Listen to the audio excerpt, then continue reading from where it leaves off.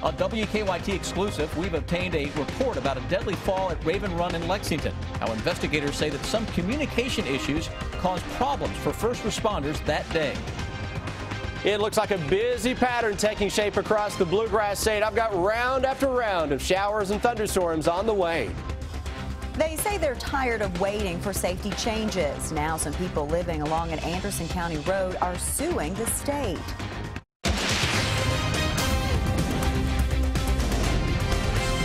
This is WKYT News at 6. Good evening to you. What caused a woman to fall to her death while hiking at Raven Run in Lexington? Tonight, in a WKYT exclusive, we've obtained a report on the city's investigation. 22-year-old Katie Stewart died last month after falling from an overlook. The city calls the fall an accident, but the report also raises concerns about the emergency response that day, including how firefighters and Raven Run workers communicate with each other. Sean Moody has the top story exclusive. Lexington Public Safety Commissioner Ronnie Baston said there was nothing first responders could have done differently that would have saved Mary Catherine Stewart's life when she fell here at Raven Run back on March 19th. But he said those first responders did run into some challenges that day, and now they're trying to learn from them. As emergency runs go, this one had a lot of moving parts. When you have a situation like that in a remote area, it's always going to pose some challenges. We got a copy of a report from Lexington's Division of Risk Management detailing those challenges. It also sheds a little more light on what investigators think happened. They believe Stewart was trying to get a closer look at some animals and crossed into an area off the trail near the main Kentucky River overlook along the Red Trail. Parks and Recreation Director Monica Conrad said it's marked with a do not cross sign. And it is our assessment that the victim unfortunately was about another 100 to 150 feet beyond that trail area. A man nearby called 911. That started the ball rolling with first responders, but Raven Run officials were in the dark. The first response was actually a police vehicle. That was our first inclination that there was something wrong. First responders called for a medevac helicopter in case they needed to fly Stewart out. The predetermined landing zone for Raven Run is the paved parking lot, but Public Safety Commissioner Ronnie Baston said a first responder's vehicle was parked too close to it. Air methods advising they're unable to land. There's far too many bystanders near the parking lot. Can we get somebody on the ground to move them? By the time first responders were able to rappel down to where Stewart had fallen, they discovered she was already dead. The fire department sent a boat to recover her body, but that boat capsized. Fortunately, everyone was safe, and we were able to get everyone out okay and then recover the body. Throughout the operation, the report cites a lack of communication between parks personnel and emergency responders. The parks personnel were using their cell phones while first responders had radios. The Risk Management Review made recommendations to address the challenges first responders ran into. First, they recommend that dispatch and first responders should notify park personnel as soon as they know there's an emergency. Second, first responders should revisit their landing zone protocols so they don't block a predetermined landing zone. And radios with emergency channels should be considered for parks personnel. In Lexington, Sean Moody, WKYT. The report also recommended Parks and Recreation study their current posters and brochures to find out if they need additional safety precautions. It also praised parks personnel for following procedure once they realized what was happening. The Department of Fish and Wildlife Resources is still looking into why the fire department boat capsized. Tonight, we are tracking some storms across parts of Kentucky, and some of them have the potential of being severe. Chief Meteorologist Chris Bailey has the latest on the storm threat tonight. Chris? Yeah, watching these showers and thunderstorms that are working their way across the area. They're coming at us in waves, and that's what we're going to continue to deal with over the next several hours. Severe thunderstorm watch is out until 11 this evening for parts of the Louisville area and west. That's with a big complex of storms rolling out of southern Illinois. Does that get expanded farther to the east? We will have to wait and see in time. Defender Radar Network now picking up on all kinds of thunderstorms, and we continue to see a ton of warnings well out ahead of that severe thunderstorm watch off to our west. More warnings outside the watch than in the watch. We go toward your Defender radar network into parts of central Kentucky. The small hail producing storms around the Mount Washington area, and then right on top of the Franklin County area. That is a thunderstorm that is growing. Look at that storm on the north side of Lexington. Both of those may have some small hail coming out of Peaks Mill, taking aim at the northern part of Fayette County. Another storm right on top of Georgetown as well. A lot of thunder and lightning coming from the skies here across southern parts of Scott County, especially around the Marshall Park area, down 25 in the northern parts of Fayette County. That's what the storm looks like on our live sky cam now into southern parts of Scott County, heading into northern parts of Fayette County. We look to the northeast, little thunder shower trying to pop here across parts of the Bourbon County area into Paris. Additional showers and thunderstorms toward Maysville, and then there's that big cluster of storms roaming toward the Evansville and Owensboro area. That, if it holds together, would crash into parts of central Kentucky a little later on this evening. We'll come back with the new hour-by-hour forecast in about 10 minutes. All right, Chris, thank you. It has been the site of many crashes involving tractor trailers over the years, and now some people living near an Anderson County road are suing the state, demanding it be made safer. The lawsuit says there have been dozens of crashes along Highway 151 near the Alton community over the last 3 years. As Victor Puente tells us, the people who filed the lawsuit claim the state is not doing enough to change the road. This fence belongs to one of the two men who are part of that lawsuit. The suit claims Kentucky 151 should have never been classified to allow commercial vehicles to travel on it. This video is just some of the wrecks we've covered on this road. The suit was filed yesterday in Franklin Circuit Court against the state, the Transportation Cabinet, its secretary, and the Department of Public Highways. Tom Isaac and Don McCormick both own property along Kentucky 151.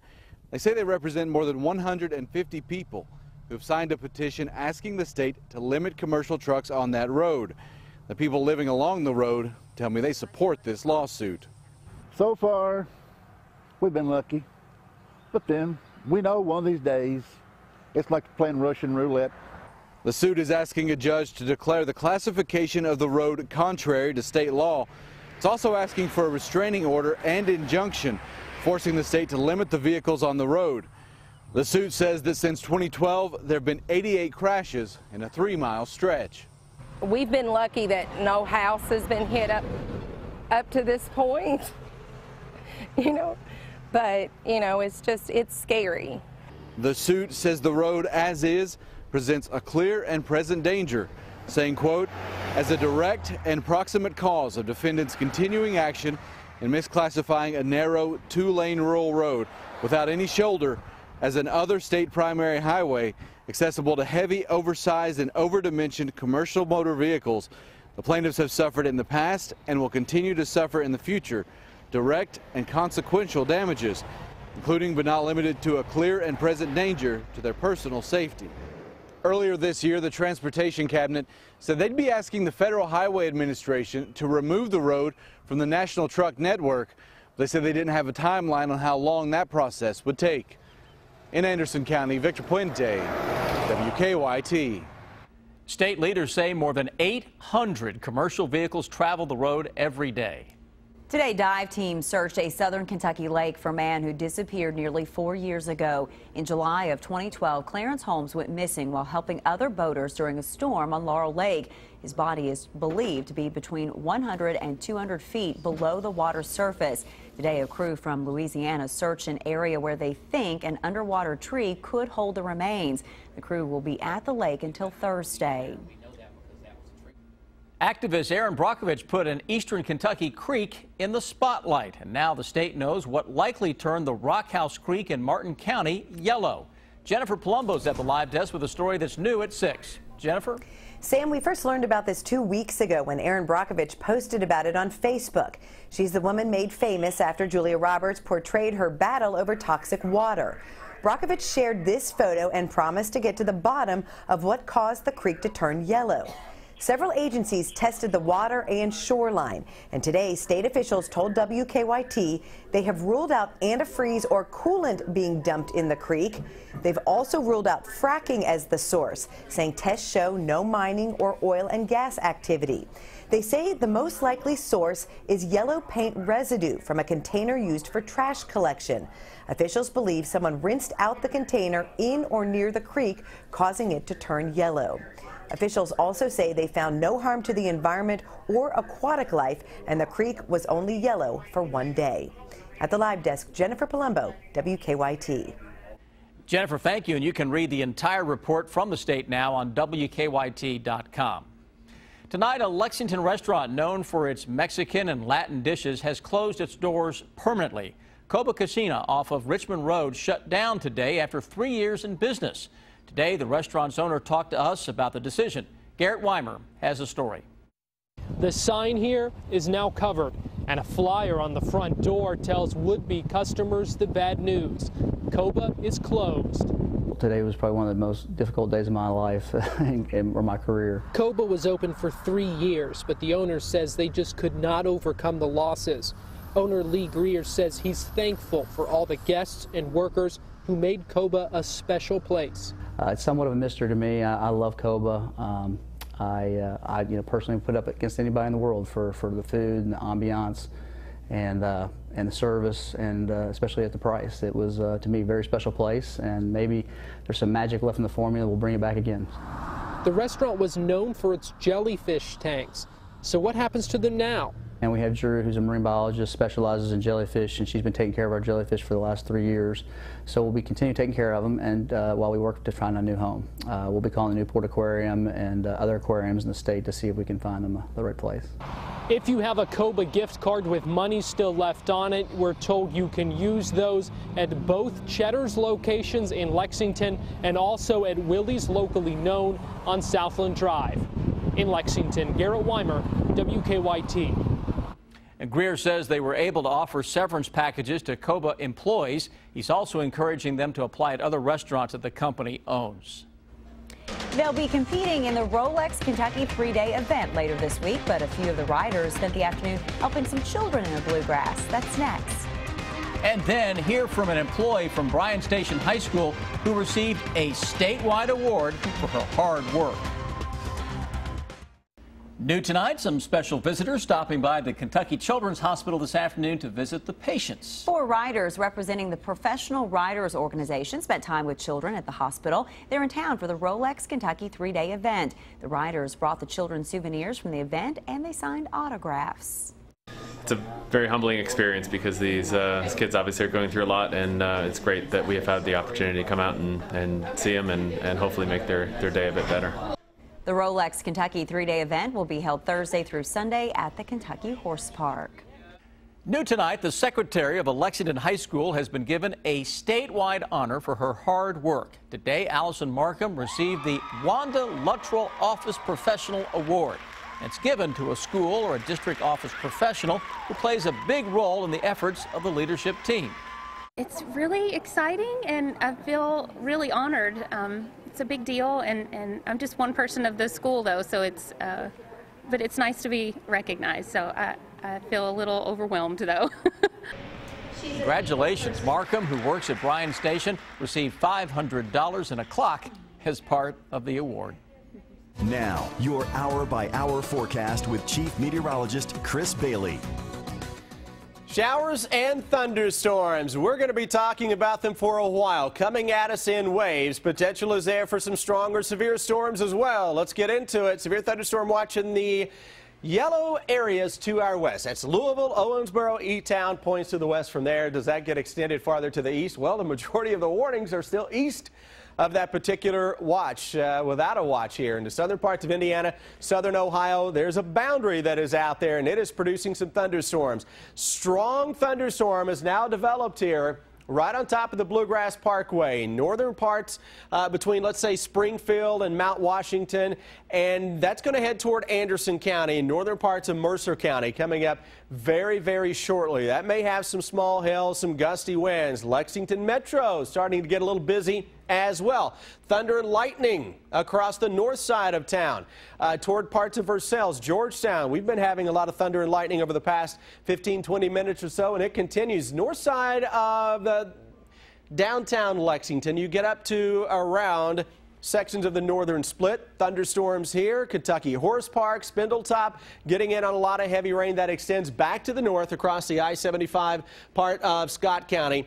Georgetown, we're kind of in between storms right now to the downtown area, though this next one is rumbling on through east of Stamping Ground toward the Toyota plant and dropping in from the northwest. Additional rounds of strong and severe thunderstorms stretching from southern parts of Indiana towards southern Ohio around the Maysville area. Now we look at this big, impressive complex of thunderstorms, and you notice it has a spin on it. Now we're starting to see that take on a life of its own. That's with an area of low pressure, little mesoscale low pressure center right along a boundary that is stalled out across the Ohio Valley. When I see that, I automatically start to think, uh-oh, look out.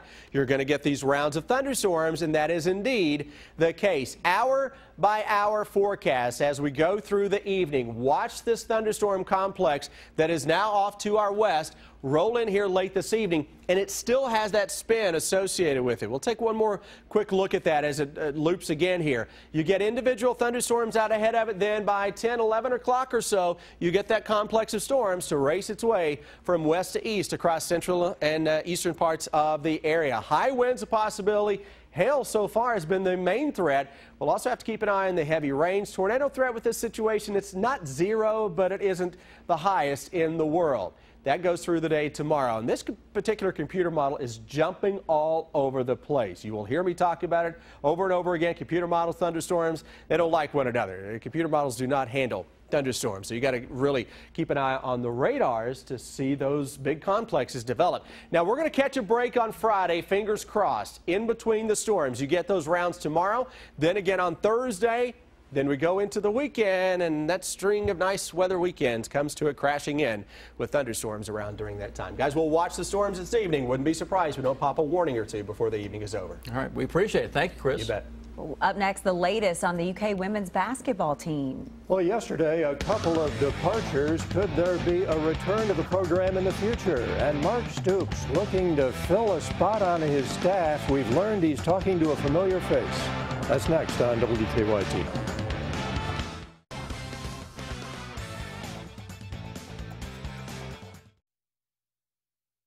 KU, Dean Hood was fired last November. He then took an assistant coaching job at Charlotte. And now Mark Stoops could be targeting the former Colonel coach to join his staff here in Lexington. WKYT has learned that Stoops was in Charlotte today to talk with Hood about replacing Andy Boo. Boo was UK's linebackers coach and special teams coordinator before leaving this spring to become the defensive coordinator at Maryland. UK fans will remember Hood's EKU team nearly beat the Wildcats in Commonwealth Stadium last fall. The Cats won it 34-27. You know, Chris Westery has made his mark on UK football that last year. In his freshman season, he started all 12 games for the Cats. Westery is a big cornerback, about as big as you'll ever see. And with his length, he has to work hard to cover lightning-quick receivers. He's so long, it's uncommon for a guy to be 6'4" and play corner. He's got to constantly work his fundamentals, but I like his work ethic, and he takes the coaching, he takes hard coaching, and we just got to stay on him, and, you know, he's got to have a great summer because he's just so darn big. You know, I don't want him to grow into a linebacker. The final ESPN top 100 players in the class of 2016 are locked in, and it has a decidedly UK flavor to it. At number 5 is 5-star big man Bam Adebayo. The power forward from Pinetown, North Carolina, had a double-double in the McDonald's All-American game and played in the Jordan Brand Classic. Number 6 is point guard De'Aaron Fox. The Katy, Texas native played in the McDonald's game and was co-MVP of the Jordan Brand. Number 9, Fox's backcourt mate, Malik Monk. Monk and Fox combined for 45 points in the Jordan game. Monk hails from Bentonville, Arkansas. He is a McDonald's All-American as well. Moving up to number 14, 6'10" Wenyen Gabriel. The Sudanese-born Gabriel played at Wilbraham and Monson in Massachusetts. He played in the Nike Hoop Summit and the Jordan Brand Classic. And number 24, Sasha Kalia-Jones, another 6'10 forward who played in the McDonald's game. He hails from Lynchburg, Virginia. Well, it has been a busy 24 hours to say the least for the UK women's basketball team. Yesterday, another coach and a player left the program. Today, word coming that former UK assistant Kyra Elsie is reportedly heading back to UK. Our partners at the Herald Leader reporting that Elsie, who is a star at Oldham County, left UK back in 2012 when she was the team's recruiting coordinator and joined the Tennessee staff, where she played. Elsie was assistant coach for the Lady Vols until 3 weeks ago when she left the program. Since the end of the season, Coach Matthew Mitchell has lost Adney Amadou and Tamika Williams-Jeter off his staff. Elsie's hiring could affect McDonald's All-American Lindsay Corsaro. She is reportedly reopening her recruitment. Corsaro committed to the Cats 2 years ago, but is the second commit in 2 days to announce that she was backing out of her commitment. Baseball at Cliff Hagan Stadium tonight, the Wildcats holding an early 4-0 lead over Dayton in the third inning. We'll have highlights of that one at 11 o'clock tonight. Sam Amber, back to you. A final check of your First Alert forecast is next. Then on the CBS Evening News, a look at the harrowing journey people diagnosed with a rare disease face to get experimental drugs approved. We continue to watch thunderstorms across much of the area now. There's a bigger complex of storms that's going to roll in middle and latter part of the evening. Severe thunderstorm warning is out for Anderson, Nelson, Shelby, and Spencer counties with this thunderstorm complex that is heading toward the Lawrenceburg area. That may have some small hail with that, damaging winds. Additional thunderstorms are right on top of the Bluegrass area. Keep it here on WKYT. We'll keep you up to date.